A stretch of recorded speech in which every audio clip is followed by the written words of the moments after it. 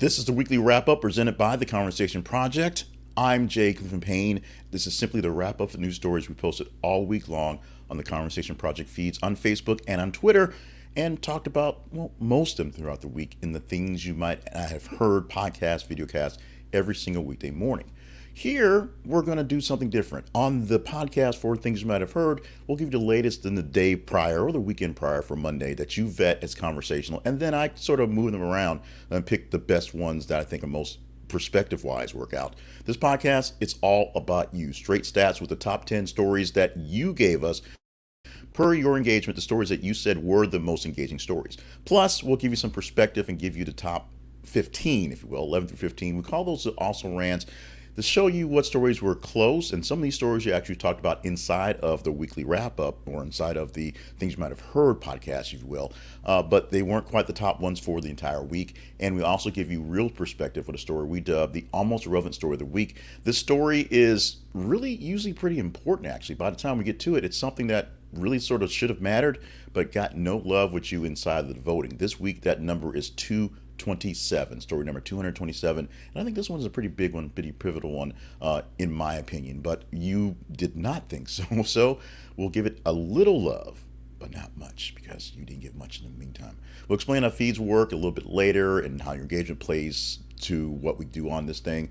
Also explain to you another offering, a supplemental podcast to this supplemental podcast called Story of the Week. We'll go deeper into one of the stories and editorialize on that one in the top 10, but we have to find what the top 10 are first, and we'll find out that together in just a moment. Now, if you want to conversate with us, with me, with what goes on behind the scenes, email us at theconversationinbox@gmail.com, or literally just respond back to any story you see in the feeds. And of course, I'll say the feeds real quick on Facebook and Twitter, facebook.com/thisisconversationproject and twitter.com/th_conversation. Yes, I know it's turned to X, but it is what it is. That's how you engage in the stories to tell us what stories to talk about every single week. Let's get into those stories right now. Counting them down from 10 to 1, per your engagement, these are the stories of the week that ends July 29th, 2023.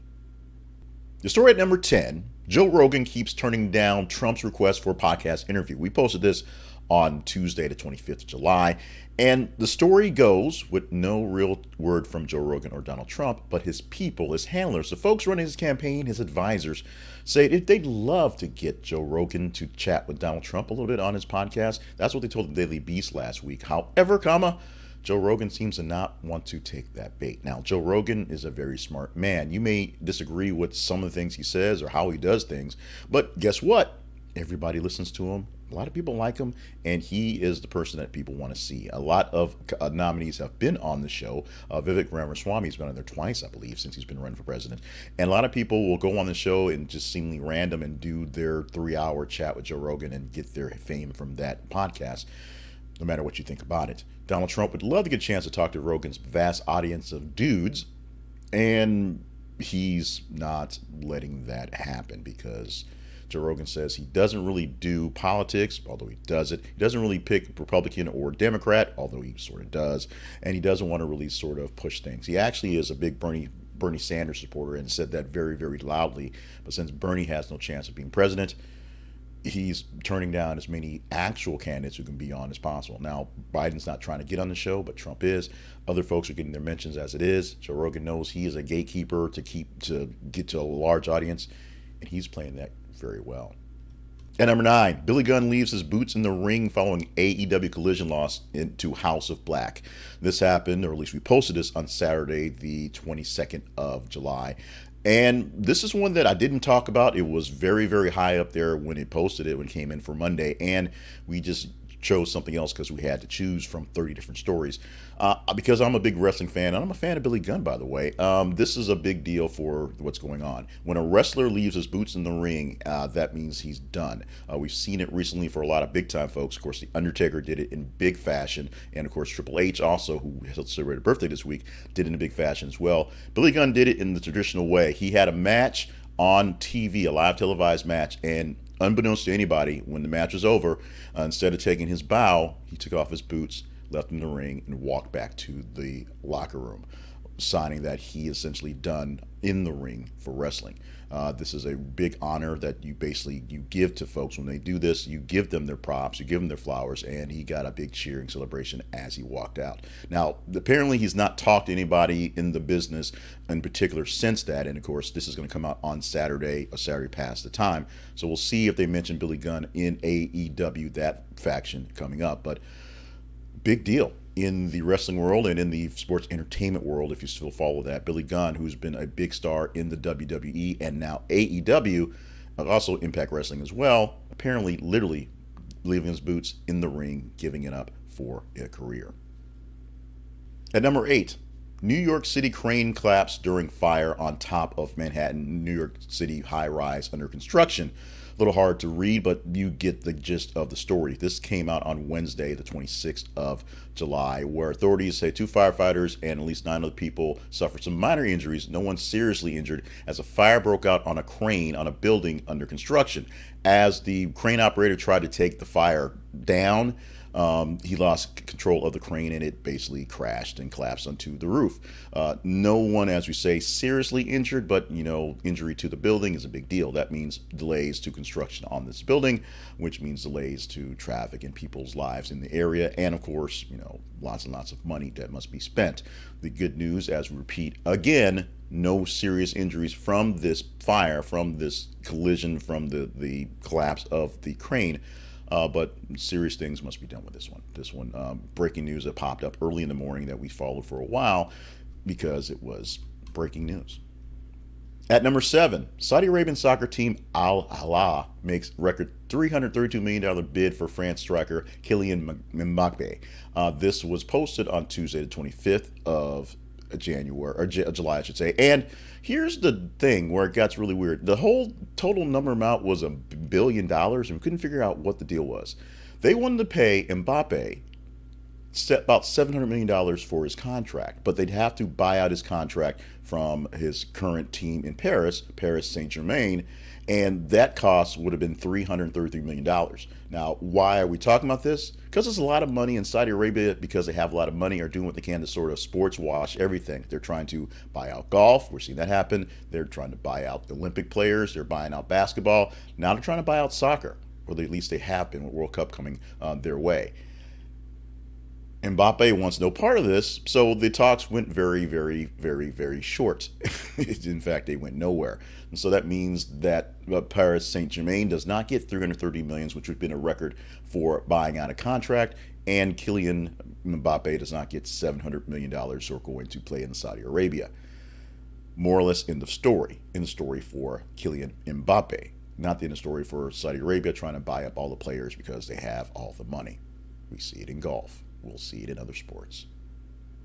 One thing we've learned this summer is that forest fires are not just a thing that happen here in the States, because we think everything here as citizens of the United States are all about us. We've learned that Canada has their own problems that has us suffering here in the States, and these problems happen in other places as well. And right now, Greece is dealing with one of the largest fires they've had, called the Rhodes Fire, that had people fleeing the island of Rhodes last week because of the heat, which is already bad, and the wildfires, which are threatening lives of people who live there and the tourists in the area. There are so many people out there around the world dealing with record heat literally around the world in various places that should be not so much cooler, but at least a little bit cooler than they are right now. That adding on to the fact that there are wildfires that are burning in various places that are threatening lives makes it worse. This was a pretty big deal. We posted this on Sunday, the 23rd of July, but of course the story and the fire is still going in Greece, it's still going on the Rhodes Island, and still going in Canada and the United States and everywhere that wildfires are going. If you are someplace that are prone to wildfires, please be careful, please be safe. The record heat is still going on, so it makes it very, very hard to fight these things. Fitness influencer Justyn Vicky crushed by 450-pound barbell.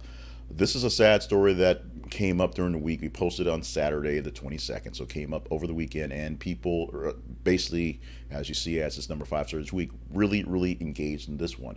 He was doing a squat press when the barbell fell upon his neck, breaking his neck and compressing his vital nerves. He was essentially killed in the action. They tried to take him to a facility to try to revive him, but he was unable to be brought back. He literally just posted the video doing the same sort of squat a few days prior, about a week or so prior, saying that it's a very hard, dangerous move to do, and it proved extremely dangerous as it literally killed him in the process. We definitely sent out plenty of positive thoughts, prayers, everything we could for the family and the people who followed Mr. Vicky in what's going on. This is a very serious thing, and it's really hard to really even go deeper into that one. Check the link for the story and go into that and notice how extremely difficult and dangerous that move was and why it was just such a shock from what happened. This week went to a small trip to the very weird in relationships, a lot of relationship stuff. This one was a little odd, or a lot odd. As the headline reads for the number 4 story, SpongeBob voice actor's wife clarifies he is not dating Ariana Grande amid Ethan Slater romance. Now, Ariana Grande is apparently dating some guy named Ethan Slater. He is not dating the voice of SpongeBob, Tom Kenny. This coming literally from Tom Kenny's wife, Jill Taylor. Now, what makes this really weird, and I don't even know why this got this way, was that Taylor and Kenny are celebrating their 27th anniversary when this news came out over the weekend. They're literally out, having an anniversary romantic tryst of their own, while people think that, SpongeBob is dating Ariana Grande. It's weird, it's bizarre. It's the way these things happen these days. Everybody's hooking up with everybody, but not SpongeBob and Ariana Grande. She apparently is doing a thing with Ethan Slater. I don't understand it either. I don't follow any of that stuff. SpongeBob is awesome. Ariana Grande is pretty awesome. I don't know who Ethan Slater is. We're moving on. The story that captivated us for 2 weeks and was the subject of the story of the week for last week, dealing with Carlee Russell. Now, we'll have more Carlee Russell going forward in the week as this story has progressed quite a bit after we pulled the stories for the weekly wrap-up. But right now, we're dealing with this part. Carlee Russell fired from spa after alleged kidnapping as search history revealed. Number 3 story this week. We posted this on last Sunday. So she got fired middle of the week last week. We posted this for the Monday edition of Things You Might Have Heard, and we have this to talk about. Trust me, more Carlee Russell to come next week, so keep on watching. What she claimed was she saw a toddler walking on the highway, and then she got kidnapped by some weird people with fanny-colored hair, and it got left in the back of a truck, and then whatever. And then everybody thought, hey, this is kind of odd. And then she said, okay, I actually lied. And then she got fired. And then her life pretty much went downhill from there. The update to this is she's been charged, but that's not going to be default in this one because it happened late in the evening on Friday after we cut off from the Friday morning cut from this. So it's not here, unfortunately. But we will definitely bring Carlee Russell up again next week. Again, because she's not going away. More Carlee Russell is happening, unfortunately. The biggest disappointment, of course, is the fact that we're talking about Carlee Russell in the capacity of how many hours and many lives, much time and much heart and soul went into looking for her for those 2 days when other people could have been dealt with other crimes and looking for other missing people in the sense. She took away the oxygen from the discussions on other people for whatever reasons, which we still don't know what the actual motivation is. Sometimes we delve into the realm of the extremely just nosy, and it is because famous people are worthy of being nosy with. That's why they're famous. They get their stature from people getting into their business. This one was a bit more serious, so we were really kind of concerned. But Bronny James, LeBron James' son, suffers cardiac arrest during USC practice. Number 2 story for the week. This is how important this one is, how many people picked on this one. And it went to a large shot on just young athletes and just their health going on. The 18-year-old son of NBA superstar LeBron James suffered a cardiac arrest during a practice with his college team. That's USC. He went to ICU for about a day or so. He was fine. Essentially, it's turned into a bigger story so that we can play more, get more hits out of it, of course. And it was a serious deal. Now, what we understand is Bronny James actually went through a lot of extensive preliminary exams before going to college, make sure that everything was okay with him. It's beyond the level of many other athletes going into college sports, probably because he is the son of LeBron James, and just make sure he's okay. So there should be nothing that was underlying that would be seen. At least they saw something, but nothing beforehand. Essentially, the staff were attending to him as quickly as possible. He is okay. They will see whether he is good enough to go back to basketball. Last season, a few players actually suffered incidents inside of games and were able to recover and come back. Chances are he'll come back. DeMar Hamlin, of course, a different situation. He was hit in a certain way where it cut off his heart, literally. He's coming back to play. Bronny James will probably make it back into the game. We'll see, but we'll have to, of course, see if he's ready to play for the start of the season. The number one story of the week gets a lot of fanfare. We give it all the love it deserves for getting this ranking from you. Your engagement gave it this ranking for the week. It got engagement of the 227 stories we had all week, 20.33%. 20% of all the eyeballs, all the clicks, all the attention went to this story right here. It was a top story for both Facebook and Twitter, as you would expect to make it so big. Here is your headline from the story that we posted on Wednesday, the 26th. It reads like this: LSU gymnast Olivia Dunne doesn't go to class in person for safety. It's a very simple story, not much even in the write-up because it's pretty much as it is. Olivia Dunne is the most followed athlete in college sports, period. She does not leave her house or apartment to go to campus to go to classes for safety reasons. She's a 20-year-old student at Louisiana State University, LSU, and because of all the sponsorship deals she has and what's going on, she is well taken care of, but she's got to go to school. She's trying to get her degree, trying to get stuff done, but basically every time she's out there with her team, they are mobbed by fans, they're mobbed by just various people, and police have to be called to sort things out. She does not leave very often without escorts because of this. It's an amazing story. Go click on the link and read it yourself to go deeper into what she's going through. It's one of those you say, hey, it's a problem of being famous. It's a problem of being famous that should not happen. All she does is do gymnastics and goes to class and do stuff like that. She should not be bothered by random people at all occasions, though, for safety reasons. That is the story at number one this week.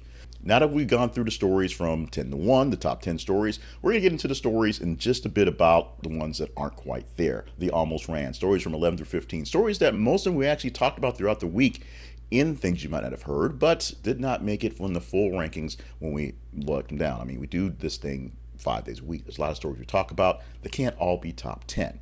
You'll see which ones aren't quite top 10, but were pretty important. And one story that is so far from top 10, it is amazing. In fact, we didn't tell you that when we did number one story. It actually is 117,455.56% less engaging than the number one story. That's a whole lot, but it's a story that actually should mean a lot more than it does, especially in some of the discussions we had throughout the week and how things are being played out. We won't spoil that. We'll tell you more about that when we get to that after a quick break for a few commercials and some promos. This is the weekly wrap-up for the week ending July 29th, 2023. I'm Kylian Mbappe, back with just a moment. This week I'm putting our sponsor spotlight on Zenni Optical. Zenni Optical is my optician, my eyeglass provider for many years, and hopefully they can take care of you, and they will take care of us in the process by this being an affiliate link. If you buy from Zenni Optical using our link, we get a little cut back from bringing you into the store, but it costs you nothing extra. And by the way, it's not cost you much extra in glasses because they're the best glasses you can find at the best prices out there. Zenni Optical offers fine frames and fine lenses of all types, all shapes, all sizes, all technologies for men, women, and children at a price that you can definitely grow to love. And if you don't like them, you can send them back. You don't have to pay $100 to send glasses back. You just buy the glasses you want to at a great price, and if you don't like them, then you send them back. That's how things ought to work. You can take care of that with Zenni Optical. They have glasses for you with great frames. They have designer looking frames. They have blue blocker type lenses. They have transition style lenses. They have sport goggles type lenses. They will take good care of you and your eyes. And if you allow them to take care of you, they will take care of us as an affiliate. Go to our affiliate link for Zenni Optical, which is this. It's theconversationproject.com/Zenni. This is theconversationproject.com/Zenni, spelled Zenni. Your eyes are important. Your eyes are great. Your eyes should be taken care of. So take care of them, please. Go to Zenni Optical today. A quick chance to promote ourselves at the Conversation Project. We live online at this.conversationproject.com. So if you found us various ways out there, you can find more details about what we do at our main website, this.conversationproject.com. There you can find links to find us every single morning for things you might have heard. Every weekday morning, produce a news update at 5:50 a.m. Central Time. We also provide that as a replay in video and in audio and a newsletter as well. On the weekends, we have this video audio here, which is the weekly wrap-up plus the story of the week. And we do various drops on TikTok and Shorts and Instagram that give you little bits and pieces of conversational things all day long, all weekend long. We do a lot of that stuff, and we are glad to do that. This is a lot of stuff happening here, and if you think we're doing great, we ask for your help. We can ask, and we shall ask for a little bit of help here. Go to our website and click on our partnerships page link and see if there's ways that you want to help us partner directly. Or you can also just go to a sponsor and buy something from them. Those are all affiliate links that allow us to get a little piece back from what you buy. The most important thing you can do and should do is follow us on our feeds on Facebook and Twitter, or X if you will. On Facebook, it's a Conversation Project. On X, it is th_conversation. And as you engage in the stories, this is how the feeds work. You tell us how these numbers work. The more you engage in a story, the higher the engagement count goes, the higher score we get for that, and that's how we rank things from 1 to wherever. This week to 27. Do that. You can also chat up with me anytime you want to by going to our email address, theconversationinbox@gmail.com. Drop suggestions, drop complaints, drop what you want to. We will chat them back and forth. Find us all this stuff and more at this.conversationproject.com. And of course, every week we thank you so much for just engaging with us, being a part of the family, and being a part of the conversation. As we wrap up the show for this week, this is where we tell you about the stories that weren't quite in range, literally not quite in range. Starting off with the almost ran stories 11 through 15, stories we actually engaged in most cases, but didn't quite make the top 10 for the full range at the end of the week. Number 11, Prince Harry and Meghan Markle's American dream is coming to an end. We posted this story because you guys responded to Harry and Meghan, and you did respond to a lot of Harry and Meghan. I think if it weren't for some of those sports stories with Bronny James and Olivia Dunne, they obviously would have been in a top story, a bigger story, in the top 10. Why is their American dream coming to an end? Because nobody likes them. They are now being seen as grifters, being seen as cheats, being seen as crooks, and being seen as not exactly nice people. Although a lot of mention has brought up the fact that Suits is now on Netflix. This started streaming, I think, this last weekend, and people are watching it and thinking, wow, Meghan Markle can act. Why is she not acting? Because she's acting like a spoiled princess. Those are my words, and I stand by them. Number 12 this week, ChatGPT for Android is now available in the US, India, Bangladesh, and Brazil. ChatGPT is taking over everything. I use ChatGPT for a lot of my writing and other AI tools to make things work, including writing the scripts for these things here. So it's there. Now you can pull it on your Android devices. It's another whole nother level of stuff. I haven't used it on my Android yet, but we'll find ways to pull that down pretty soon. We definitely talked this one about box office. Barbie, Eyes, $150 million opening. Oppenheimer, $750 million start. Barbie almost pulled $200 million, and Oppenheimer pulled about over $80 million, as we said earlier this week. $5 million of those Oppenheimer tickets went to Barbie tickets that were sold out. I went to see both of them. I loved them both for various different reasons. We can chat that one up in the email if you want to, but don't take your kids to Barbie. But dress up as Barbie, or Ken, or even Alan, because Alan's just Alan. Number 14, Tekashi 6ix9ine gets warned by Puerto Rican police. Now, this one was in the range to talk about during the week when we posted this one for Monday because it's big range, and I wanted so badly to get into this one. I'm asking you, imploring you to check out the links for the description with all of the links to all the stories this week and go deeper into the struggles that are 6ix9ine's life after prison and being called a snitch. Because even if you're not into that sort of hip hop, that sort of music, that sort of lifestyle, it's gosh darn funny. And one thing that's not so funny, actually pretty terrible. Number 15, Kim Kardashian admits she jumped into a romance with Pete Davidson. She posted this. She said these words. She's saying all these stuff now as she's going back to being super flirty with Tom Brady, who apparently is dating some supermodel instead. That the whole Pete Davidson sweetheart deal that happened was all a lie. She just wanted to be done with Kanye and kind of wash the stink of Ye away, and Pete Davidson was there. As much as I don't really care to really sort of fall in love with Pete Davidson for being the guy, you got to love that guy for what he did in that relationship, taking care of Kanye's kids, like being there for whatever, all that to be just essentially a seriously rebounded relationship. So that really sucks for that guy. The final story for this week's edition of the weekly wrap up is story 222. As we said earlier, this story was less engaging than the top story on Olivia Dunne by 117,455 and 0.56%. That's how less engaging the story was, but I think this is one of the more important things that probably should have been said this week. John Lewis Forever Stamp unveiled at Morehouse College.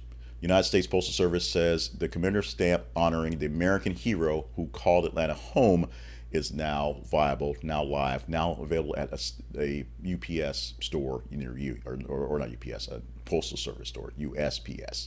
Many speakers recalled Representative George John Lewis as an American icon determined to seek peace and justice no matter the odds, known for good trouble, known for what happened at the Pettus Bridge, known for being a young man, a young warrior in the civil rights movement back in the day, and being one of the old stalwart warriors, keeping things going now in the days. Losing him a few years back, the first for a lot of things. This is something that probably should have got a lot more love in the week. It didn't, but we're doing it now. We're going to give our proper love to John Lewis. He got plenty of his flowers while he was here, and lots of flowers as we remembered him when he was gone. We will continue to remember him on literally forever with a forever stamp from John Lewis. Now, the forever stamps, of course, mean you buy them now and their prices stay that way forever because the post office has issues basically with pricing. So instead of worrying about how much postage something is, you buy a forever stamp and it is the basic postage forever whenever you use that. Sometimes you do have to use more stamps, though. That's just got to throw that out there. Thank you so much, John Lewis, for all you did, for guys like me, for all of us out here, and just want to let you know that good trouble's still being done in your name. And now, with all that done, we're going to talk about the story of the week. This is the supplemental podcast to this supplemental podcast, where we take one of the stories in the top 10 and we go deeper into that for more editorial stuff. This keeps me from editorializing as much stuff throughout the week, and you're welcome for that. We're choosing this week the Joe Rogan story on him not letting Trump talk on his podcast. Now, how this works is we take the top 10 stories, we rearrange the orders, and we sort of eliminate them back and forth in that range. And we came up with that story, the number 10 story this week, as a story we're going to chat up in a little bit. We'll record that, and that'll come down your feed a little bit later. Look for that one in a separate feed, I should say, where pods are cast. The runner-up story, just for your curiosity, was the story on Kylian Mbappe basically turning down the offer from Saudi Arabia. And that angle would have been the fact that Saudi Arabia is, in many Arab countries, are trying to sports wash over just the atrocities that they're doing. Nothing wrong with the people, nothing wrong with the governments per se, but they do a lot of shady stuff, and many people show up and disappear in various odd ways.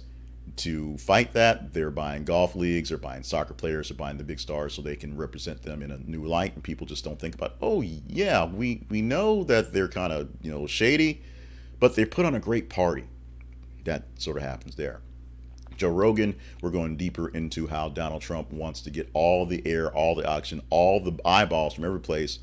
And certain members of the media aren't going for it. He is news, so news people have to cover him, but some people are literally not going for it. They're not taking the bump from Trump because Joe Rogan actually doesn't need it. So we'll talk about that in the story of the week coming up in another feed in a little while after you see this one or hear this one come down your line. With that, we wrap up the weekly wrap up for the week ending July 29, 2023. My name is Jay Cleveland Payne. We thank you so much for being a part of all of our programming. If you listen to us or watch us for the things you might have heard every morning, you kind of have an idea of what this comes out to. But we don't really know until we get the full engagement for the week. So what stories will we cover next week as the top 10 and all the way down to the one you don't so much care about? We have 7 days and a few hours to figure that out. So follow us on our feeds on Facebook and Twitter, and you will see a chance to engage with the stories as they come down your feed every 50 minutes. Like, love, hate, share. Give them the love that you want to, or the hate or side eye you want to, and we'll take it from there every single weekday morning at 5:50 a.m. And of course, here for the weekly wrap up. And then from there, we choose one that will be the story of the week. You heard that spiel a moment ago. We will tell you about that. We'll talk about that as well. But what stories will make it there, we shall see. Stay limber, stay hydrated, and stay on task for all the grand things you are here to do on this planet, because we need you as a viewer and a listener, and there are other people out there who need you because they need you. I'm saying thank you again. Visit our website at thisistheconversationproject.com. Email us at theconversationinbox@gmail.com. Stop by when you want to, chat us up as you need to, and let's see what stories are tops again next weekend.